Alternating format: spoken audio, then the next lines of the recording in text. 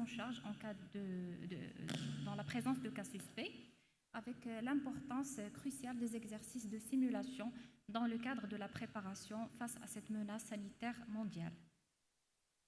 La maladie à Ebola virus, découverte pour la première fois en 1976 à la République démocratique du Congo, est une fièvre hémorragique hautement virale, hautement pathogène, qui présente un taux de létalité particulièrement élevé qui peut avoisiner les 90%, s'ajoutant à cela une propagation rapide, ce qui impose des mesures strictes de contrôle et de surveillance, même en dehors des pays d'endémie.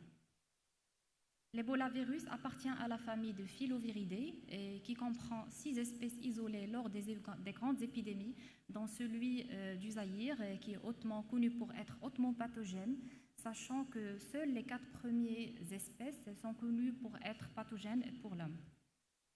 Le cycle naturel du virus ainsi que son origine sont encore mal connus. On sait que le réservoir est représenté par les chauves-souris qui peuvent infecter les grands singes et les antilopes. Le taux de reproductibilité de l'infection chez l'humain R0 est de 1,7 à 2. La transmission est surtout décrite lors des soins ou dans l'entourage du patient ou bien lors des pratiques funéraires et se fait au contact direct avec les liquides biologiques par voie percutanée ou muqueuse. À noter aussi la possibilité d'un réservoir humain avec contamination sexuelle tardive.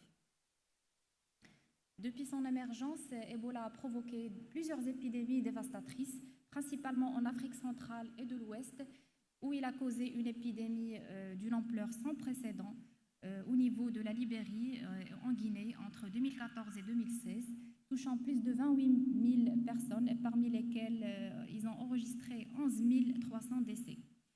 Puis plus récemment, une épidémie au niveau de la RDC le mois dernier, faisant environ 42 morts selon le bilan d'octobre. Durant ces épidémies, des cas importés ont été enregistrés, notamment en Afrique du Sud et quelques pays d'Europe et aux États-Unis, favorisés par les voyages internationaux des porteurs asymptomatiques, ainsi que des cas d'infection nosocomiale notifiés en Europe en 2014. L'origine nosocomiale a été confirmée également chez 17% des cas en RDC en 2020. Après une période d'incubation variant entre 2 et 21 jours, on note l'apparition d'un syndrome grippal associé à des signes digestifs ou cutanéo-muqueux. Au bout d'une semaine, des hémorragies de gravité variable peuvent apparaître, ainsi que des défaillances multiviscérales pouvant aboutir même au décès. Le diagnostic biologique d'Ebola repose sur la réalisation d'une PCR en temps réel, ainsi que des tests antigéniques rapides à partir du 3e jour des symptômes. De même pour la sérologie IgM, puis la sérologie IgG à partir du 6e jour, marquant le début de la phase d'état. D'autres anomalies biologiques peuvent être observées révélant une défaillance d'organes. Concernant la prise en charge thérapeutique, elle est essentiellement symptomatique dans un service spécialisé avec un personnel formé, reste l'approche la plus efficace afin de réduire la mortalité liée à cette infection. Elle repose sur la correction des anomalies hydroélectrolytiques, la suppléance des défaillances d'organes, les transfusions ou un traitement des co-infections, notamment bactériennes ou parasitologiques, peut être envisagé selon les situations.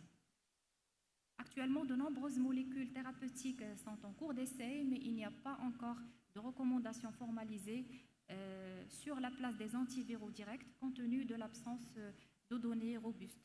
Toutefois, l'utilisation de Remdesivir peut être envisagée afin d'accélérer la clairance virale ou à défaut la Favipiravir en 2e position.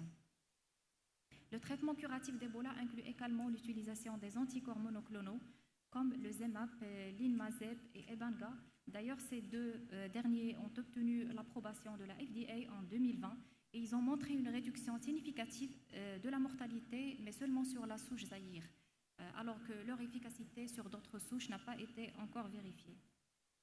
Les plasmas de convalescents utilisés depuis 2014, surtout aux États-Unis, dans le traitement de la maladie à Ebola virus, n'ont pas montré de bénéfices en termes de survie.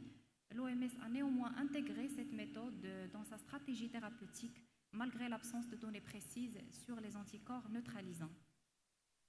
L'OMS recommande une stratégie de vaccination en double anneau, c'est-à-dire vacciner les personnes contacts et des contacts en cas de maladie déclarée ou suspectée.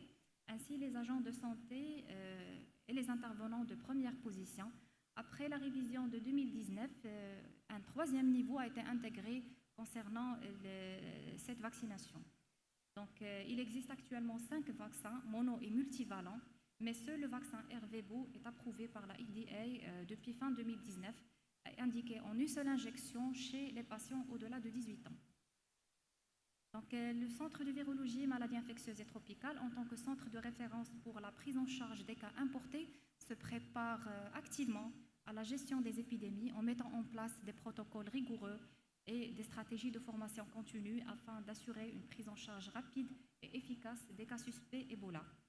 En effet, la réalisation d'exercices de simulation Ebola ou CVMIT est jugée essentielle pour préparer les équipes sanitaires à agir efficacement dans de telles situations.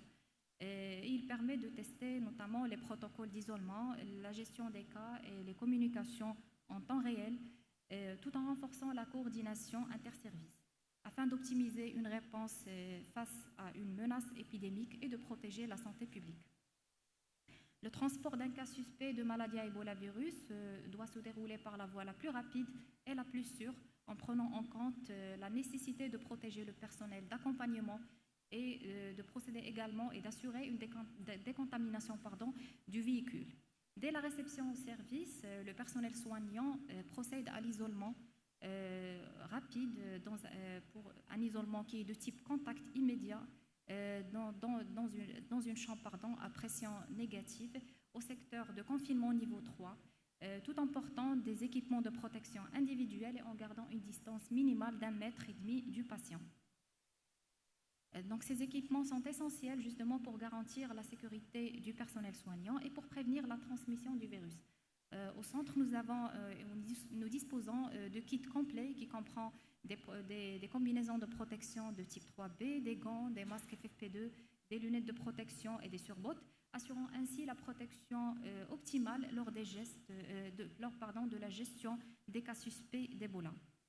Le prélèvement doit être réalisé pour tout cas suspect, avec un deuxième prélèvement 24 heures plus tard chez un patient avec un risque d'exposition élevé, ou bien un autre prélèvement réalisé le troisième jour après l'apparition des signes cliniques, acheminé dans un triple emballage vers le laboratoire P3 au sein du CVMIT, en indiquant les renseignements cliniques du patient dans une fiche prévue à cet effet.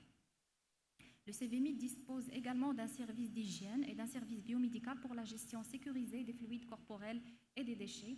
Les excrétas sont rassemblés, sont désinfectés et éliminés selon les protocoles stricts, tandis que des systèmes d'aspiration gèrent les sécrétions corporelles du patient.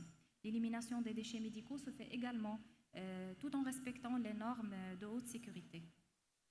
La définition des cas établie par le ministère de Santé et de Protection sociale du Maroc a permis de retenir un cas suspect devant toute personne malade ou décédée ayant une fièvre isolée ou